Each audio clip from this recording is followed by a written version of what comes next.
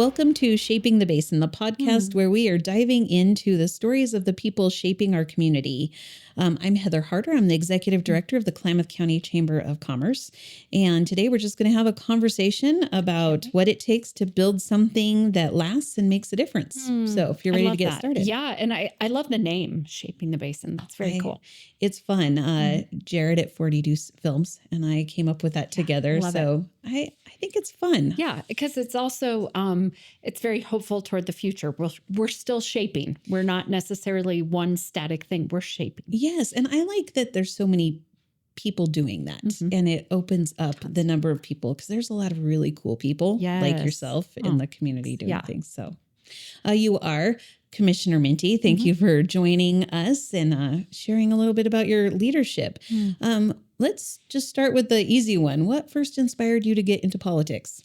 Oh, gosh. I get asked that question a lot, and I've had to really think about it because I don't think there's any one answer.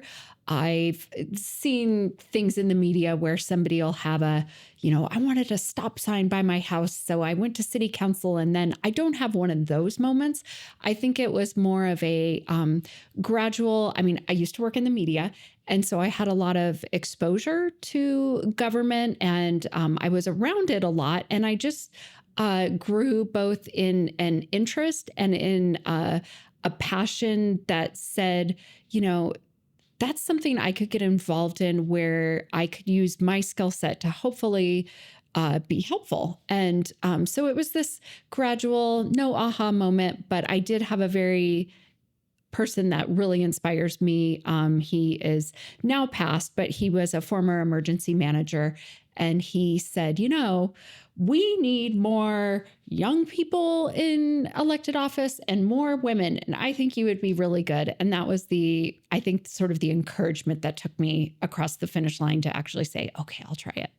Was there ever a moment in that where you thought you were too young or maybe it wasn't right for a woman at that point in time, or were you just gung-ho? I really struggled with, and it's become a very common term now. A lot of people talk about imposter syndrome, and I really struggled with that. I think that I had a view or a perception of what a commissioner should be, and I did not feel like I fit that at all. And but once I've always had, I think I do have some confidence, but I didn't have confidence in that role. So I did have to get through my own, I was definitely putting some roadblocks for myself in that I had to overcome. Thinking about, so how you've served 3 terms, 4 terms? How many terms? I'm in my 3rd term, so about 10 years. And I can say I don't feel embarrassed to say this, I have really, it took several years for me to feel like I had the comfort and the knowledge to be as effective as I feel like I am now. Those first couple of years are pretty rough. And it's not that you're not doing anything that has value, but you have so much to learn.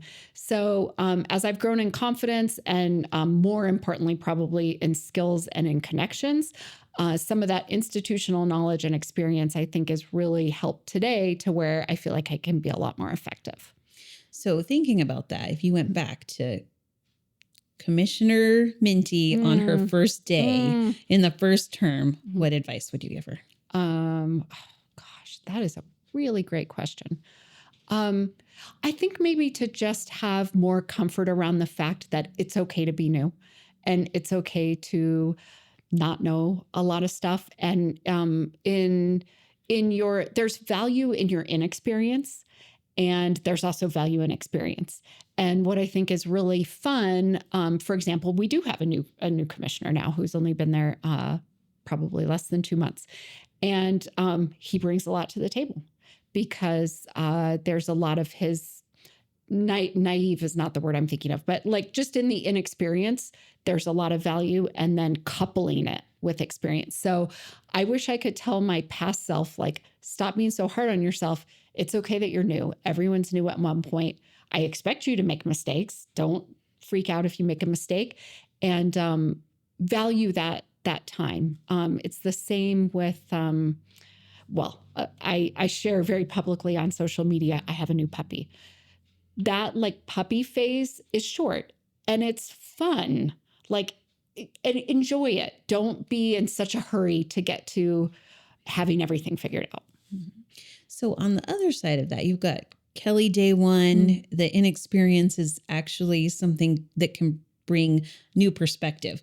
So when you've been doing it for a while, and I won't call you an old timer at all, but when I you've am been the senior commissioner, which go. I love. And, I'll sort of wink to my colleagues of like, I'm the senior commissioner. That's awesome. But yeah, there's something to that. Yes. So with your experience now, how do you, sometimes it can be easy to fall into the same thinking and the same perspective. So how do you stay fresh and stay open to new ideas and be open to challenging the status quo when necessary? That is really hard. Because I find myself, and I do gut checks on myself all the time, because I recognize that when somebody does bring a new idea and I want to immediately have that reaction of like, either that's not how we do it, or they've tried that, that was tried 2 decades ago. It never works. I have to gut check myself and really encourage my own self or my own thinking to remember that each day, each year, each month, the milieu around anything is different. So yeah, maybe we did try it 10 years ago and it was a dismal failure, but that doesn't mean with different people in a different time, with different technology, that some ideas can't work. So I have had to recognize my own tendency to get a little stuck in my old thinking, senior commissioner thinking, and be more open-minded. I struggle with that every day, but I am very aware. That self-awareness is probably really an important trait in where you're at. Can you think of an example of something that you thought back on your first day that has you maybe rethink now or have a different mindset on? What did I used to think that I've changed my mind about? Probably so many things. I think maybe a big one for me is that I used to very much accept when people that I perceived as being more knowledgeable gave me a no. So an example, I remember when I would hear a lot of people in the community talk about, why can't we dredge the lake and be more like Lake Tahoe? And I heard that so often that I remember speaking to somebody at one of the state agencies. And I said, hey, a lot of people in the community talk about why can't we dredge the lake? And I remember the individual said to me, Kelly, I think he said Kelly, not commissioner, Kelly. When you say you want to dredge the lake, that's pretty much it is so unlikely. It's the equivalent of saying you want to build a staircase to the moon. And I was like, oh, okay. And then like the very green and inexperienced part of me was like, don't ever say that again. Like that makes you sound really dumb. Like you don't know what you're talking about. Well, fast forward now several years, and we're working really hard on putting together a small pilot project to dredge the lake, because it is possible to try a small piece. So I would like to tell my old self, even when people who have been in whatever their positions for a long time and they seem like they have a lot of authority over you, if they tell you something's impossible, check your facts. Push a little. Yeah. Maybe. I like that. What's something about being a county commissioner that people don't realize? I think people don't realize how a couple things. One, I had this realization recently that so much of one thing I do want to say, one of my favorite little Kellyisms is that it is not hard to be a commissioner. It is very hard to be a effective commissioner. And one of the pieces of being really effective is that relationship and ability to negotiate with the other two. Because I'm not Queen Kelly, and I'm not even Kelly the CEO. I'm Kelly that's part of a board, or Commissioner Minty that's part of a board, and all the big decisions are 3 people making them, which is a really interesting dynamic. So there's a lot of negotiation and teamwork and pieces that come along with that I think there's a misperception, and I had it, of like, it just matters like the person you're electing and what their position is. Like, do they agree with me? Like, so somebody who I would seek to get their supporter vote, it's like, it's not just about, do you agree with all my opinions? It's, am I going to be able to be effective enough to essentially move things forward that are important and do it in an effective way? So I think that's one thing that people often don't understand. And then I think just what we really do and how multifaceted it is. It is not one thing. It is not, we're not just policymakers, although we do make policy. We're not just the administrators of the county, although we do administer the things that the county does. We're not just elected officials. We're also managers and, leaders amongst our own staff and leaders out in the community. So there's a lot to it. You would never find one day is just like the day before. Said I'm all about it. Yeah, I'm all about it. Said I'm all about it. Yeah, yeah, yeah, yeah, yeah, yeah. Said I'm all about it. Yeah, I'm all about it. Said I'm all about it. Yeah, yeah, yeah, yeah, yeah, yeah,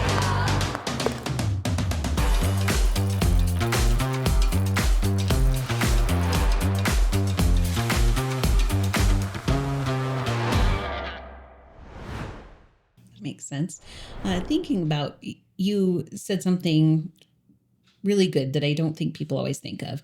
It is the board of commissioners making a decision, not just one person, and having the ability to have a say in that and help be a part of those decisions. What do you think some of the keys are for getting 3 people to come to some kind of agreement and move forward? Mm-hmm. Can you tell me? No. Please tell me. No. Relationship is important. Respect is important. And I can take one step back and say, I have certainly had people over the years that have that have encouraged me, or even demanded of me sometimes, that, no, you get up there and, throw fire and I will not do that. Because I know that each decision, no matter how important it is in the moment, is the next day there's going to be another decision to make. So regardless of who my colleague is at the time, if I go in there because somebody feels like it's so important that I grandstand and throw fire at someone that day, I got to go in the next day and work on something else that's important. So I don't feel like I have that luxury. So in terms of like getting more directly to your question of like, how do you do that and what's important? The relationship's important. It's also important in my mind to be able to, have empathy and also emotional intelligence or social intelligence to know like, okay, well, what's important to Heather? And like, how can I make this where Heather gets what she wants, I get what I want. And most importantly, it's really not about what we want, but how do we get to the other person's vision of how we make the community successful, even if we have a slightly different view on that. So it's a lot of psychology and communication, but really trying to build and maintain relationships that are respectful. That's I think everyone I've interviewed so far has brought back relationships. I love that. It is an important part of community, and I think everything that we do. What's been the biggest challenge you've faced as a commissioner? I think that the biggest challenge is giving people the permission to really be unconstrained in their creativity and their belief in what we can do. It's very easy to get trapped into saying things like, well, we don't have the money for that. Or that would take too long, or they've tried to do that for 10 years and it's never happened. And I think continuing to stress in a really positive way our ability to get things done, and then also pointing out to people sometimes all the things we are doing. It's so easy to get in the negativity trap. And I'm not, I've used this phrase before, I'm not preaching toxic positivity or positivity with nothing to back it up, but we are doing it and have done a lot of amazing things in this community. So recognizing those, but not resting on those laurels, but also just, encouraging people to not be constrained by what they perceive as, budget restraints. Again, that whole, we never have the money. Or even sometimes I hear people say like, oh, well, we can't do that because there's this law or whatever. And sometimes it's, well, then we need to change the law. Mm-hmm. Thinking about the opposite side of that, can you think of a project or something you've worked on that you're really, really proud of? Two that I'm super excited about now. I mean, and they're ones that are still ongoing. There's a lot of things that we've already accomplished, but I'm really excited about all the efforts to really try to revitalize, clean up, and make a more usable downtown lakefront. I do want to see that as a place that more people are strolling around, drinking a coffee, playing Frisbee, canoeing out on the lake. I do think we have so much potential there, and I'm excited at all the partners that are working on that. And then I'm also really excited about our project that's been a long time in the making, that we're starting to be doing more of the fundraising around the food hub. We have long talked about how important agriculture is in the Klamath Basin, and how there's a real disconnect between all the food that we do grow here, but really connecting it and the stories around it to local people. So the food hub, which will be right near the fairgrounds, the old Hanscom's bowling alley. It will have OSU Extension as the anchor tenant, Klamath Grown, which is the online food marketplace, and others joining together to showcase local food. And so I just think those two projects are going to be real keystone community achievements. It is not just the commissioners, it's partners that we can all look back on in a decade and go, those were really cool projects. I'm excited to see both of those as well. Let's see. What do you think the biggest opportunity for Klamath County in the next 10 years is? Klamath County can absolutely continue to build on this diversification of our economy. So we know that our natural resource base is very important. We know ag is very important. And over the last 5 to 10 years, we've really started to expand things like what we're doing in medicine. We're a rural medicine hub now, which is amazing. All the work that we're doing that has a nexus to technology. How lucky are we to have Oregon Tech in our backyard? So the things that we've done to really diversify our economy have really come to fruition, and we can just continue to build on that. And that, I think, is amazing as we look to really shape the future of the basin. What keeps, I'm going to ask you this, what's next for you? I want to continue to work on projects that elevate our community and that have a concrete, you can see them. I know there's a cliche or, like, don't just go to meetings to go to meetings, or we kind of go to meetings to death. And I really want to continue to work on things that are concrete. And so that's the future for me is, bring me project ideas. I want to work on projects that are concrete, that we can see, that, someday when I'm an old lady and I'm retired, that I can look back and go, look at all these things we did. Fantastic. I have 3 last questions. Okay. Short and kind of fun. All right. Love it. If I handed you $250,000 right now and you had to use it by the end of the day to make a difference in our community, what would you do with it? I would probably go do something at Steen Sports Park. Oh, that's a good one. Such a neat facility in our community. Yeah, I love it. What is a hill you're willing to die on when it comes to leadership or problem solving? I am willing to die on the hill of making sure people have confidence in their local government, that we operate with integrity. Good answer. If you had to describe your leadership style as a movie or a TV character, who would it be? Oh my goodness. I have honestly I've been really reflecting on that question really recently of like, what kind of leader am I?